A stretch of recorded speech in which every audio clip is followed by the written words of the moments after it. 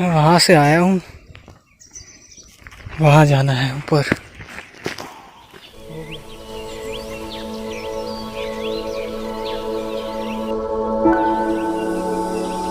What a beautiful place, isn't it? कितनी शांति है यहाँ। पहाड़ों से एक अलग ही प्रेम है मुझे, एक गहरा संबंध है मेरा।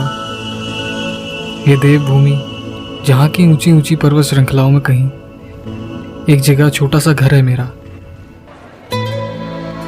जो मुझे संसार की कई बहुमूल्य चीजों से अधिक प्रिय है।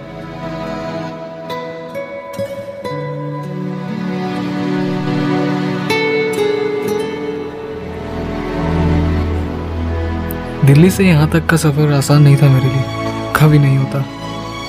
लेकिन फिर भी चलो इस जर्नी को एक बार फिर से शुरू करते हैं।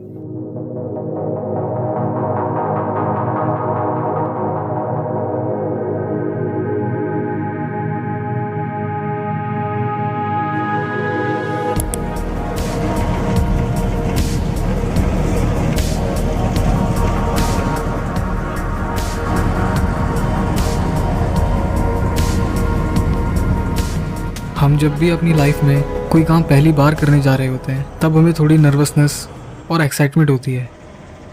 और ऐसी ही नर्वसनेस, एक्साइटमेंट मुझे भी हुई, क्योंकि मैं पहली बार अकेला इतनी दूर ट्रैवल करने जा रहा हूँ। लेकिन ये रीज़न मेरी नर्वसनेस का नहीं है कि मैं फर्स्ट टाइम अपने सोलो ट्रिप पे निकला हूँ, बल्कि इसी वजह से तो मैं एक्साइटेड हूँ।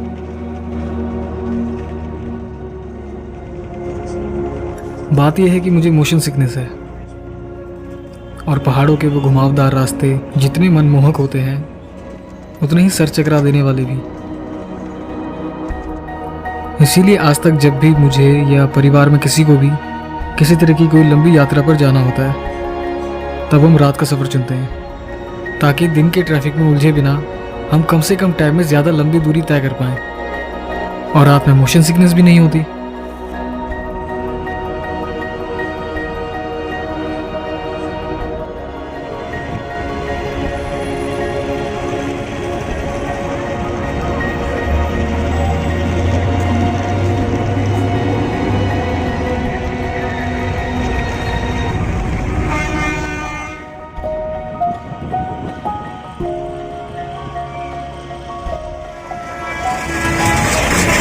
मैं पहुंच गया हूँ आनंद विहार। सोचा था इंटरव्यू उनतम नगर टर्मिनल पे ही दूंगा, पर टर्मिनल से अंदर होने से पहले ही मेरे को बस मिल गई थी 740 आनंद विहार। और अब देखते हैं कि मुझे बस कहाँ मिलेगी। पहली बार आया हूँ, पहली बार अकेला जा रहा हूँ उत्तराखंड, वो भी बस से। नर्वस था, तो शायद सब कुछ ठीक होगा। पापा ने बताया था प्लेटफॉर्म नंबर 121, 122, 123 पे बस आएगी, और बाथरूम कोई शौचालय है यहाँ पे, वहाँ पे बस खाली होती है, तो वहाँ से मुझे बस लेनी है। पूछता हूँ यहाँ शौचालय कहाँ है। ये रहा वो जगह जहाँ से मुझे बस लेनी है। शौचालय बिल्कुल पीछे बताया कि बस आएगी यहाँ पे, सुलभ शौचालय के आसपास में बस खाली होती है, तो मुझे खाली बसें वहाँ से मिलेगी। देखते हैं यहाँ बस कहाँ मिलती है मुझे। मैं 1 बजे घर से निकला था, 3:30 बजे आनंद विहार पहुँचा, फिर पापा की बताई जगह ढूंढी, वहाँ गया, लेकिन वहाँ उस नंबर वाली बस स्टैंड पर कोई बस नहीं खड़ी थी। फिर इंक्वायरी काउंटर पर जाके पता किया तो पता चलता है कि बागेश्वर के लिए आज कोई डायरेक्ट बस नहीं थी। टोटल 3 बस थी, जिसमें से 2 बस जा रही थी, मगर डायरेक्ट नहीं। मुझे बीच में कहीं बस बदलनी पड़ती, हल्द्वानी या गरुड़ में कहीं। और तीसरी बस जो जानी थी, इनडायरेक्टली सही, पर बागेश्वर तक जा रही थी बिना बस बदले, उसके रजिस्टर में कोई एंट्री ही नहीं थी। आएगी नहीं आएगी, कब आएगी, कुछ नहीं पता था। अगले 1-1.5 घंटे में कन्फ्यूजन और फ्रस्ट्रेशन में रहा कि बस कब आएगी, और आएगी भी या नहीं आएगी। मैं थोड़ी थोड़ी देर में क्रॉस चेक करता रहा, लोगों से पूछा। फिर मैं भी बाकी लोगों की तरह थक हार के एक जगह बैठ गया। पापा से बात की। उन्होंने कहा थोड़ा वेट करो, बस आती है तो ठीक, वरना एक दिन बाद चले जाना।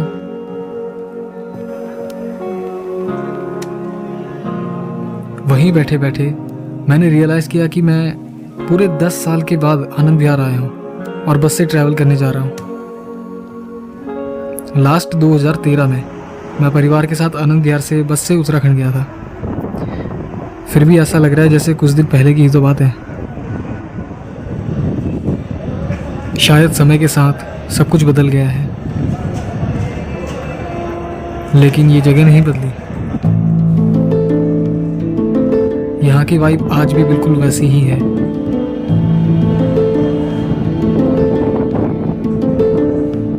तो अब टोटल 2.5 घंटे के बाद एक पैसेंजर से पता चला कि बस आ गई है और वहीं पीछे शौचालय के पास खड़ी है। मैं तुरंत गया, देखा कि बस आ गई थी और कुछ पैसेंजर भी थे। रात की बस थी तो ड्राइवर पीछे की सीट पर सो रहे थे।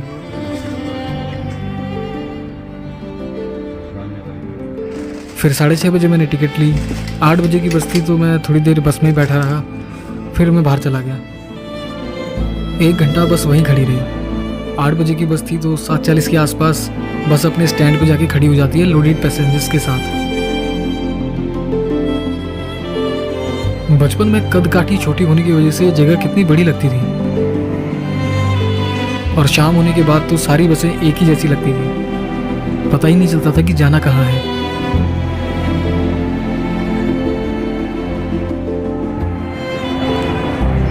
आठ बजे की मेरी बस है और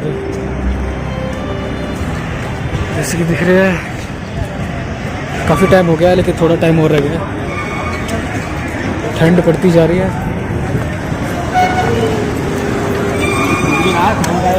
बस की टिकट मैं ले चुका हूँ। फ्रेश होकर अब मैं जा रहा हूँ अपनी बस की तरफ, जो मेरी बस है।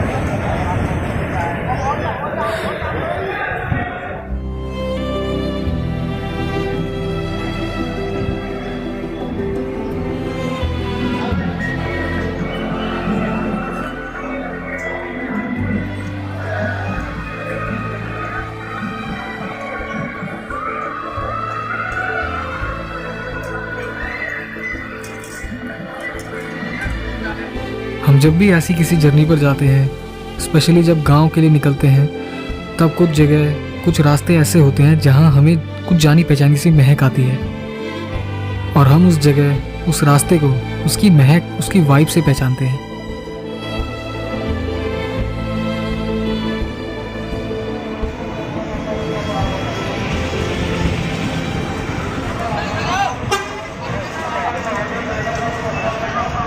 और अब 8 बजने से 5 मिनट पहले मैं वापस बस में बैठ जाता हूँ। फिर ठीक 8 बजे हम आनंद विहार से निकलते हैं और मेरी न्यू जर्नी शुरू हो जाती है।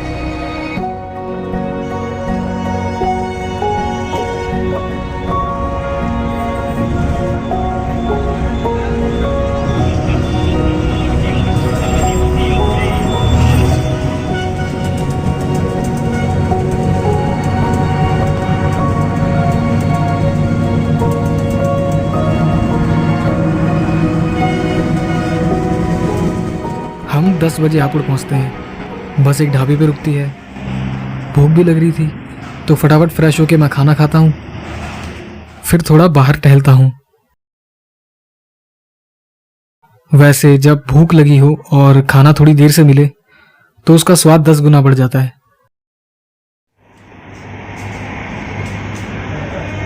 मैंने ढाबे की दुकानों से खाने पीने के लिए ज़्यादा सामान नहीं लिया क्योंकि पहाड़ी रास्तों को शहर का जंक फूड कुछ खास पसंद नहीं है। पहले 2-3 मोड़ में ही सारी गंदगी मुंह से बाहर निकलवा लेते हैं।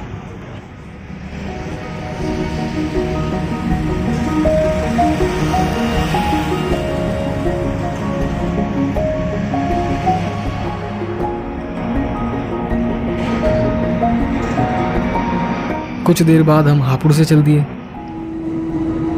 और वैसे अभी तक मेरी सीट में बगल की जगह खाली थी,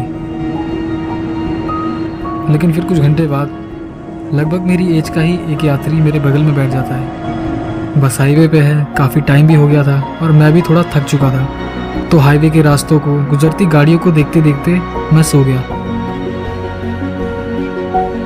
लेकिन रात को 2 बजे के बाद जब पहाड़ लगना शुरू होते हैं ना, तब इतनी ठंड पड़ती है कि सभी अपनी खिड़की बंद कर लेते हैं और चादर उड़ने लगते हैं। फिर भी ठंड कम नहीं होती और नींद भी बड़ी मुश्किल से आती है। फिर मेरी अगली सुबह होती है उत्तराखंड में। और अब मेरी इस जर्नी का एक और ब्यूटीफुल मोमेंट आता है, जब पूरी रात पहाड़ों की ठंड और खिड़की से आती तेज़ हवाएं झेलने के बाद सुबह की पहली किरण धूप बनके पहाड़ों से धीरे धीरे गिरती है और खिड़की से मेरे चेहरे पर आती है। सब कुछ शांत हो जाता है और बस भी बहुत स्मूथली चलती है। बस का हर एक यात्री इस ऊर्जा को महसूस करता है।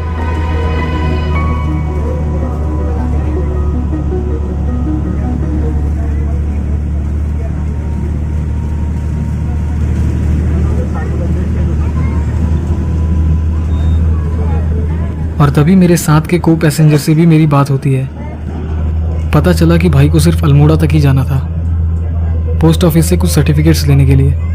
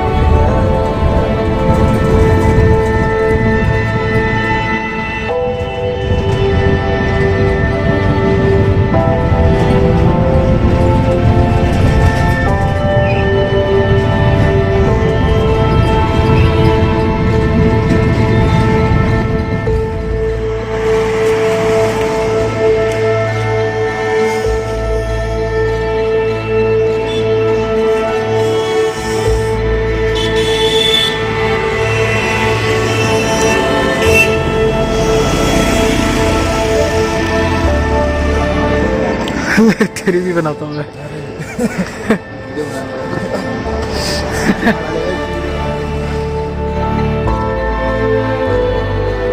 फिर जैसे तैसे मैं अल्मोड़ा तक तो पहुंच गया, पर उसके बाद मुझे मोशन सिकनेस इतनी ज़्यादा होने लगी कि वहाँ से आगे पूरा रास्ता मैं सोया रहा।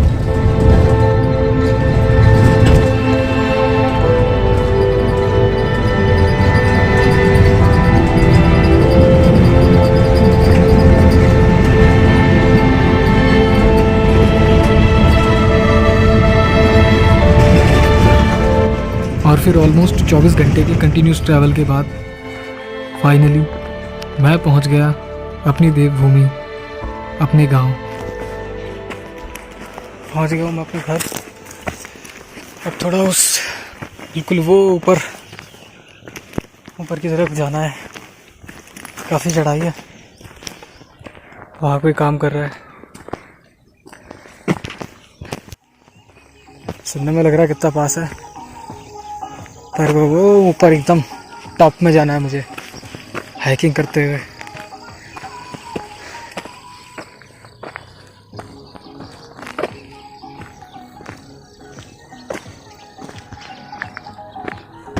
हाँ,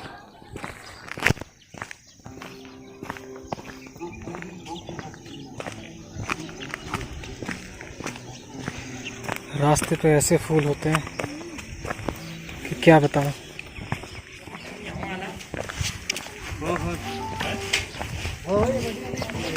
ये ऐसे ऐसे फूलों के लिए लोग हज़ारों रुपए देते हैं दिल्ली में गार्डनिंग के लिए, और ये रास्ते पे उगते हैं ऐसे।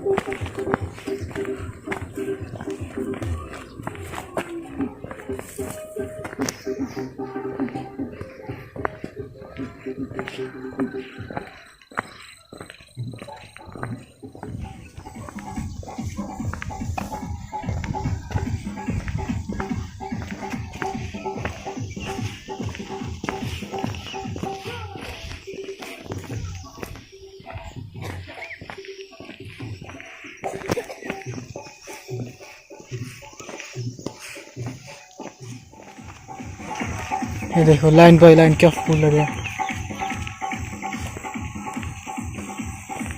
ऊपर। ये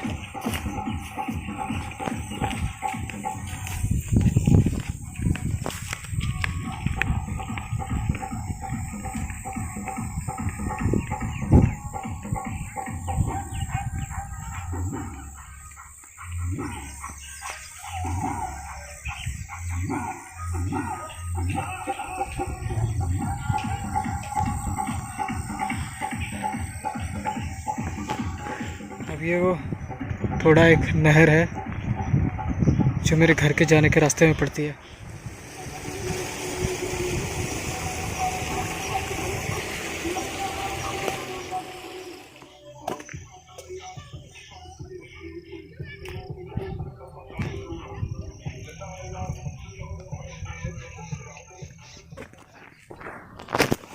अब इतनी चढ़ाई करके जाना है ऊपर, काफ़ी दूर है घर यहाँ से भी।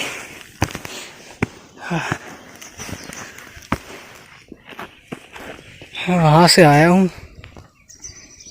वहाँ जाना है ऊपर, वो भी अकेले।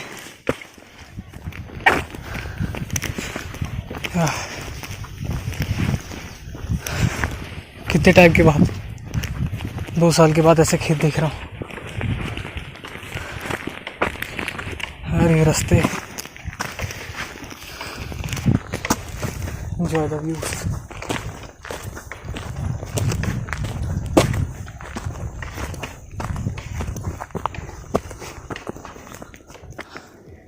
बस थोड़ा और पैदल चलना है ऊंचाई पे, फिर पहुंच जाऊंगा मैं।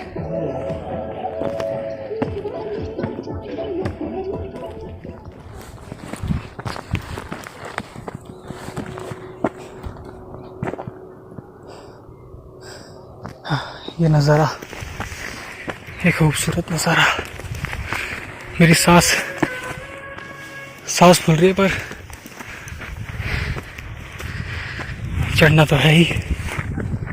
अभी भी इतना ही रास्ता और चढ़ना है मुझे। उफ, चलते रहो चलते रहो।